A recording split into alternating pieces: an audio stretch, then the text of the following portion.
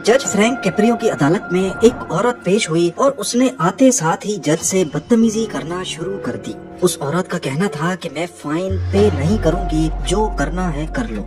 जज ने कहा कि वो उनको पेमेंट प्लान बनाकर देंगे जिससे उन्हें फाइन पे करना आसान लगेगा, पर औरत का रवैया काफी रूड था और उसने कहा कि जो करना है करो, मैं वैसे भी पे नहीं करूंगी। जज फ्रैंक कैप्रियो, जिनको दुनिया हमदर्दी और रहम दिली की वजह से जानती है, उनको कोर्ट रूम में पहली बार गुस्सा आ गया। ये कोर्ट प्रोसीडिंग कहीं पब्लिश तो नहीं हुई, पर फ्रैंक कैप्रियो ने इसके बारे में अपनी बुक में जिक्र जरूर किया है। और उसके बाद जो हुआ, उसने फ्रैंक कैप्रियो की जिंदगी को हमेशा हमेशा के लिए बदल दिया। ज़ेम टीवी के वीडियोस में एक बार फिर से खुशामदीद। नाजरीन, किसने सोचा था एक बच्चा जो स्कूल जाने के साथ साथ लोगों के जूते पॉलिश करता है, एक दिन वर्ल्ड्स नाइसेस्ट जज का लक़ब पाएगा। फ्रैंक कैप्रियो की कोर्ट रूलिंग्स देखकर अंदाजा लगाना काफी मुश्किल है कि इस मुस्कुराते चेहरे, रहम दिली और हमदर्दी के पीछे छुपे कितने गहरे जख्म हैं। फ्रैंक कैप्रियो रोड आइलैंड के शहर प्रोविडेंस के म्युनिसिपल कोर्ट के चीफ जज थे। 1985 से 2023 तक लगातार 38 इयर्स उन्होंने इस ओहदे पर इंसाफ का फर्ज अदा किया। उनकी पहचान एक reality TV show caught in Providence से बनी। उनके कोर्ट में ट्रैफिक वायोलेशन से रिलेटेड केसेस आया करते थे, गलत पार्किंग करने पर, ओवर स्पीडिंग या फिर सिग्नल तोड़ने पर। लेकिन फ्रैंक कैप्रियो ने तमाम केसेस को हमेशा मुल्जिमान से मजाक करते, मुस्कुराते और उनको फाइन में छूट देकर सुलझाने की कोशिश की। कभी वो डिफेंडेंट्स के साथ आए बच्चों से रूलिंग्स दिलवाते और कोर्ट रूम में मजाहिया माहौल बन जाता, तो कभी खुद मुल्जिमान को गले लगाकर उनके दुख दर्द को बांटने की कोशिश करते। एक दिन उनकी अदालत में 96 इयर्स के एक बुजुर्ग आए जिन पर स्कूल जोन में ओवर स्पीडिंग का इल्जाम था। जब जज ने उनसे पूछा कि आपने ओवर स्पीडिंग क्यों की, तो बुजुर्ग की आंखें नम हो गईं। उन्होंने कहा कि वो अपने 63 इयर्स के बेटे को हॉस्पिटल लेके जा रहे थे क्योंकि उसे ब्लड कैंसर है। फ्रैंक कैप्रियो ने टाइम जाया किए बगैर बुजुर्ग को विश किया और बिना फाइन लगाए केस डिसमिस कर दिया। इनका ये खुश मिजाज रवैया सिर्फ अमेरिका में ही नहीं बल्कि पूरी दुनिया में अप्रिशिएट किया गया। यहाँ तक कि दूसरी कंट्रीज के जजेस ने फ्रैंक कैप्रियो को अपना आइडियल भी तस्लीम किया है। पर इस हंसते मुस्कुराते चेहरे के पीछे एक दर्द भरी कहानी है जिसने उन्हें इस मकाम तक पहुँचाया जिसका उन्हें कभी अंदाजा भी नहीं था। 2023 में अपनी रिटायरमेंट के बाद उनको कैंसर डायग्नोज हुआ और इसी दौरान उन्होंने अपनी book compassion in the court लिखना शुरू की, जो इसी साल 2025 में पब्लिश हुई है। जज फ्रैंक कैप्रियो के इस रवैये के पीछे एक इंटरेस्टिंग वाकया है जो उनके दादी दादा के साथ पेश आया था। उनके दादी दादा बिल्कुल अनपढ़ थे जब वो इटली से माइग्रेट करके प्रोविडेंस सिटी में आए थे। उनके हालात इतने खराब थे कि दादा फ्रूट्स का ठेला लगाकर अपना गुजारा करते थे।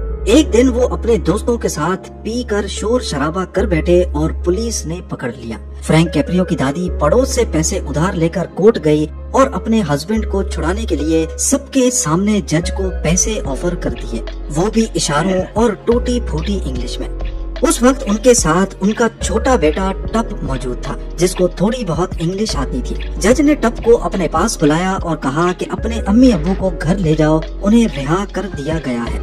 टप ने जब ये बात अपनी माँ को बताई तो वो जज को दुआएं देती हुई लौट गई। ये छोटा बच्चा कोई और नहीं बल्कि असल में जज फ्रैंक कैप्रियो के वालिद थे जिन्हें प्यार में टप कहा जाता था। फ्रैंक कैप्रियो का कहना है कि बेशक ये केस मेरी पैदाइश से बहुत पहले हुआ था, लेकिन उस जज के बर्ताव की कहानी सुनकर मैं आज भी अपने कोर्ट में जब इमिग्रेंट्स को देखता हूँ तो मुझे अपने दादी दादा याद आते हैं और मैं अपनी पूरी कोशिश करता हूँ कि उन्हें किसी किस्म की तकलीफ ना हो। फ्रैंक कैप्रियो के वालिद का असल नाम एंटोनियो कैप्रियो जूनियर था, लेकिन उनको हर कोई टप कहकर पुकारता था। जब फ्रैंक कैप्रियो के वालिद अमेरिका आए तो वो एक कमरे के फ्लैट में रहते थे जहाँ गर्म पानी भी नहीं होता था। एक कमरे में 12 जने और सिर्फ एक दिए की रोशनी। उनको 7th क्लास में ही स्कूल छोड़ना पड़ा और वो अपने वालिद यानी फ्रैंक के दादा के साथ फैमिली का खर्चा चलाने में मदद करने लगे। इस फैमिली के हालात इतने खराब थे कि अक्सर खाली जेब में रुई जमा हो जाती है, पर फ्रैंक कैप्रियो ने लिखा है कि इनकी जेबों में वो रुई भी नहीं होती थी। 24 नवंबर 1936 को फ्रैंक कैप्रियो की पैदाइश हुई और वो अपने वालिद टप और माँ फिलोमिना के साथ उसी ठंडे पानी और एक कमरे के घर में रहने लगे। अगर कभी शावर लेना होता तो कई किलोमीटर दूर जाना पड़ता था। उनके वालिद टप ने कई ठेले लगाने की कोशिश की, लेकिन ग्रेट डिप्रेशन की वजह से उनका कोई काम ना चल सका। आखिरकार एक दूध की डिस्ट्रीब्यूशन का काम मिला और छोटी एज से ही फ्रैंक कैप्रियो भी उनके साथ हाथ बटाने लगे। एक मर्तबा जब फ्रैंक 8 साल के थे तो उन्हें एक घर में दूध पहुंचाने जाना था। ये घर एक अमीर शख्स का था जिसका बेटा फ्रैंक का स्कूल मेट था। सुबह सवेरे खाली पेट के साथ फ्रैंक कैप्रियो ने जब उस घर का दरवाजा खटखटाया तो अंदर से जबरदस्त टोस्ट की खुशबू आने लगी। जब दरवाजा खुला तो उसका स्कूल मेट अंदर नाश्ते की टेबल पर बैठा रो रहा था। फ्रैंक को लगा कि शायद वो उसे नाश्ते पर अंदर बुलाएगा, पर उल्टा उस वक्त वो अपने बाप से डांट खा रहा था। उसके बाप ने अपने रोते हुए बेटे को फ्रैंक की तरफ इशारा करते हुए बोला कि शुक्र करो तुम नसीब वाले हो, नहीं तो इस लड़के की तरह बर्फ में दूध उठा रहे होते। नन्हे फ्रैंक कैप्रियो को ये बात इतनी बुरी लगी कि 80 सालों के बाद उन्होंने इसको अपनी बुक में हूबहू लिखा है। पर एक बात थी कि फ्रैंक कैप्रियो ने बचपन बेशक बहुत मुश्किल हालात में गुजारा, लेकिन वो अपनी इस जिंदगी से बहुत खुश थे क्योंकि उन्हें तरबियत ही ऐसी मिली थी। हालात इतने खराब थे कि सर्दियों की रात में उनके पास ऊपर उड़ने के लिए ब्लैंकेट भी नहीं होता था। दूध वाली कंपनी सिर्फ एक ही ब्लैंकेट देती थी और वो दूध पर डाला जाता था ताकि वो फ्रीज ना हो जाए। रात को वही ब्लैंकेट फ्रैंक कैप्रियो और उनका भाई आपस में शेयर करते थे। अब क्योंकि उस ब्लैंकेट पे दूध की क्रीम लगी होती थी तो रोजाना चूहा आता था उस क्रीम को खाने के लिए और फ्रैंक कैप्रियो को बहुत डर लगता था। 16 साल की उम्र में एक दिन फ्रैंक कैप्रियो के वालिद ने उनके कंधे पर हाथ रखा और कहा कि तुम एक दिन लॉयर बनोगे, लेकिन मेरी बात याद रखना कि गरीबों से फीस नहीं लेना। उस वक्त फ्रैंक हाई स्कूल में पढ़ते थे और गुजारा करने के लिए पार्ट टाइम में बहुत सारे काम करते थे। अपने वालिद के साथ मिल्क डिलीवरी मैन का काम, न्यूज़पेपर बांटना, एक बॉलिंग अले में पिन्स लगाने का काम, रेस्टोरेंट में वेटर और यहाँ तक के रोड किनारे बैठकर लोगों के शूज पॉलिश करके भी उन्होंने अपने खर्चे चलाए। हाई स्कूल के बाद उनको प्रोविडेंस के ही एक कॉलेज में एडमिशन मिल गया। उस दौर में गरीब खानदान के लिए कॉलेज तक पहुंच जाना भी बहुत बड़ी बात होती थी। उनके 45 कजन्स में से फ्रैंक कैप्रियो दूसरे थे जो कॉलेज तक पहुंचे थे। कॉलेज के आखिरी साल में उन्होंने बोस्टन लॉ यूनिवर्सिटी में अप्लाई किया, जो कि उनका सपना था, लेकिन इस यूनिवर्सिटी में पढ़ने का मतलब था कि उनको अपनी सारी पार्ट टाइम जॉब्स छोड़नी पड़ेंगी और अगर ऐसा करना पड़ा तो फिर गुजारा कैसे होगा। उनका उस यूनिवर्सिटी में एडमिशन भी हो गया, लेकिन फ्रैंक अच्छी तरह जानते थे कि उनके माँ बाप इस यूनिवर्सिटी का खर्चा नहीं उठा पाएंगे। लिहाजा उन्होंने अपनी पसंदीदा यूनिवर्सिटी में जाने के बजाय दिन के वक्त टीचिंग की जॉब की और रात में किसी दूसरी यूनिवर्सिटी में लॉ पढ़ने लगे। इस दौरान फ्रैंक कैप्रियो के साथ दूसरा ऐसा वाकया हुआ जिसका दुख वो जिंदगी भर नहीं भूल पाए। एक दिन लॉ कॉलेज से वापसी पर उनके एक क्लासमेट ने उनको घर तक लिफ्ट दी। फ्रैंक एक क्लैप बोर्ड अपार्टमेंट में रहते थे जिसकी हालत बाहर से बहुत खराब थी। फ्रैंक के क्लास फेलो ने उनका घर देखकर कहा कि अगर तुम कामयाब लॉयर बनना चाहते हो तो तुम इस तरह के घर में नहीं रह सकते। उस वक्त फ्रैंक को बहुत बुरा लगा, पर उन्होंने उसका जवाब दिए बगैर थैंक यू बोला और चलते बने। पर वो ये बात जिंदगी भर नहीं भूल पाए। लॉयर बनने के बाद उन्होंने पॉलिटिक्स में भी कदम रखा और एक मर्तबा वो अटॉर्नी जनरल के इलेक्शन में भी खड़े हुए, लेकिन मुखालिफ पार्टी ने उन पर ऑर्गेनाइज्ड क्राइम के झूठे इल्जामात लगाकर उनका पत्ता काट दिया। इसके बाद वो वापस अपनी लॉ को प्रैक्टिस करने लगे। एक दिन फ्रैंक कैप्रियो लंच कर रहे थे, तभी अचानक उनको सिटी के मेयर की तरफ से एक फोन कॉल आई। उन्होंने फ्रैंक को बताया कि प्रोविडेंस के 3 म्युनिसिपल कोर्ट जजेस में से एक का ट्रांसफर हो गया है और अब एक सीट खाली हो गई है। फ्रैंक को समझ नहीं आया कि मेयर ये बात इस वक्त उन्हें क्यों बता रहे हैं, जिस पर मेयर ने कहा कि मुझे लगता है कि इस पोस्ट के लिए आप बिल्कुल परफेक्ट रहेंगे।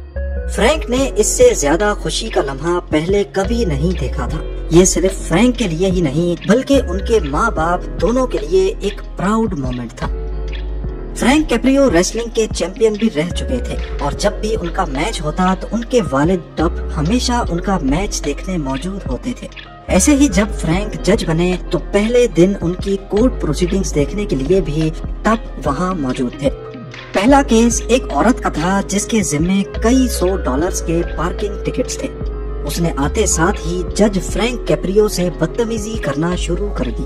اس نے کہا کہ میں یہ فائن پے نہیں کروں گی، میرے بچے ہیں اور مجھے ان کا خرچہ بھی اٹھانا ہوتا ہے۔ جج فرینک کیپریو نے انہیں پیمنٹ پلان پر ڈال دیا، یعنی اب وہ قسطوں میں پے کر سکیں گی، لیکن وہ عورت بہت اکڑ رہی تھی اور کہا کہ بے شک آپ جو بھی کرو میں پے نہیں کروں گی۔ پہلے ہی دن جج فرینک کیپریو کو غصہ آ گیا اور انہوں نے اس کی کار پر بوٹ لگوا کر کیس کو ڈسمس کر دیا، یعنی اب اس کی کار تب تک نہیں چل پائے گی جب تک فائن کی ادائیگی نہیں ہوگی۔ کورٹ سیشن کے بعد ٹپ نے فرینک کو بہت ڈانٹا۔ انہوں نے کہا کہ وہ عورت اب اپنے بچوں کو اسکول کیسے چھوڑنے جائے گی یا گروسریز کیسے لینے جائے گی۔ پہلے ہی دن ٹپ کے ماتھے پر شکن تھا اور وہ خوش نہیں تھے۔ یہ دن فرینک کیپریو کی زندگی کا ٹرننگ پوائنٹ ثابت ہوا۔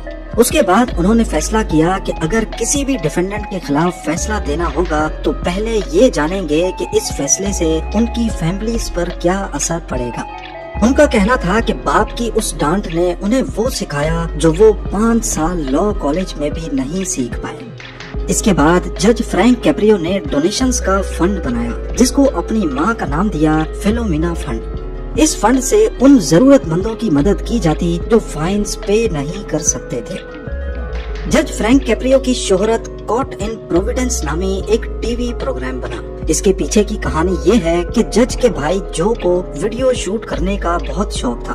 وہ مختلف چیزوں کی ویڈیوز بناتے تھے پر وہ ہمیشہ کسی اچھے سین کو کیپچر کرنے کی تلاش میں رہتے تھے۔ ایک دن اس کو کسی نے آئیڈیا دیا کورٹ روم کی پروسیڈنگز کو ریکارڈ کرنے کا۔ جج فرینک کیپریو اس آئیڈیا کے بہت خلاف تھے، لیکن جو نے کیسے بھی کر کے ان کو منا دیا۔ اس شو کا نام کاٹ ان پروویڈنس رکھا گیا جو لوکل کیبل ٹی وی پہ چلتا تھا۔ جج ہونے کی وجہ سے فرینک کیپریو بدلے میں کوئی فیس بھی نہیں لے سکتے تھے۔ پہلے یہ شو صرف لوکل ٹی وی پہ چلتا تھا، لیکن سوشل میڈیا آنے کے بعد اس کی کاپیز انٹرنیٹ پر بھی اپلوڈ ہوئی اور اب ان پروسیڈنگز کو پوری دنیا میں دیکھا جانے لگا۔ اس طرح جج کیپریو اپنی رحم دلی اور ہمدردی سے نہ صرف پروویڈنس کے لوگوں میں بلکہ پوری دنیا کے لیے نائسسٹ جج کے روپ میں مشہور ہو گئے۔ 38 سالوں تک اس عہدے کو سنبھالنے کے بعد جنوری 2023 میں جج فرینک کیپریو نے ریزائن کر دیا۔